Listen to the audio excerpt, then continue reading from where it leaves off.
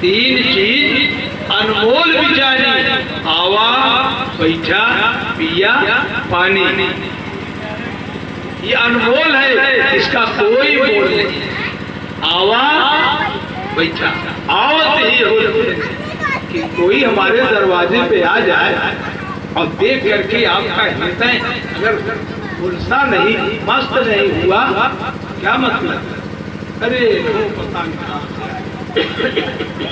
ये कौन नियम है?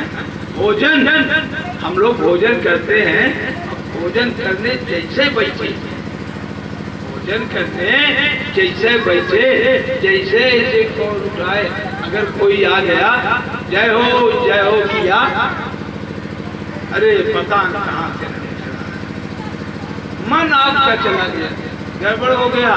इधर भी भोजन गड़बड़ हुआ, उधर अपराध हुआ। तुरंत उठ के खड़े हो, पहले उनको देखो क्या बात है, बैठे हो, भोजन ठीक है, लेकिन वो आपको दरवाजे पे आया, क्या चाहिए उसको ये समझना चाहिए। आज बसदेव तुरंत उठ के खड़े हुए, स्वागत किए और करना चाहिए सबको। नारद जी का स्वागत हुआ। नारद जी बोले, राजन आज आप बड़े उदास दिखाई दे रहे हैं। जो चेहरा आपका हमेशा खिला रहता था, आज वो चेहरा बड़ा उदास है, ये मुरझाया हुआ चेहरा है, क्या बात है, क्यों उदास दिख रहे हैं? बसदेव जी बोले, भगवान पहला सौभाग्य तो मेरा ये है कि मैं कृष्ण और बलराम जैसे पुत्रों का पिता हूं। कृष्ण बलराम भाई, जिसके पास ऐसे लड़के हो उसका क्या पूछना है? कहा मैं कृष्ण और बलराम जैसे पुत्रों का पिता हो, ये मेरा सौभाग्य।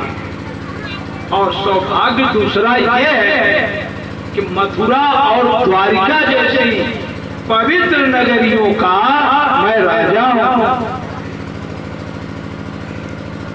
तीसरा परम सौभाग्य है कि आप जैसे संत महात्मा यहाँ बराबर आते। इस घर में, जिसके घर में संत महात्मा न जाए वो घर है कोई? जिसके घर में बच्चे न रोएं वो घर है कोई?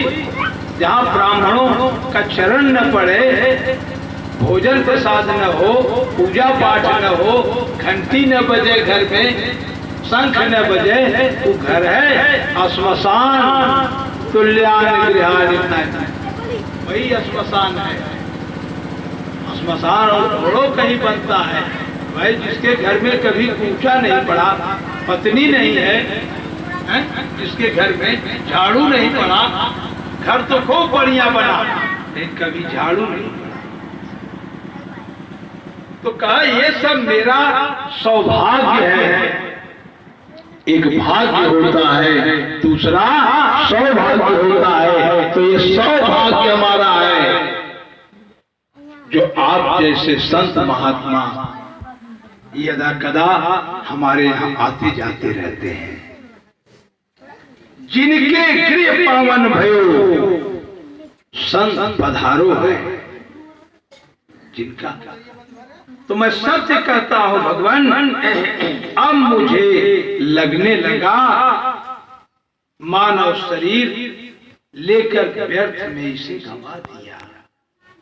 अब मुझे ये लग रहा है कि ये जो मानव शरीर हमारा मिला है,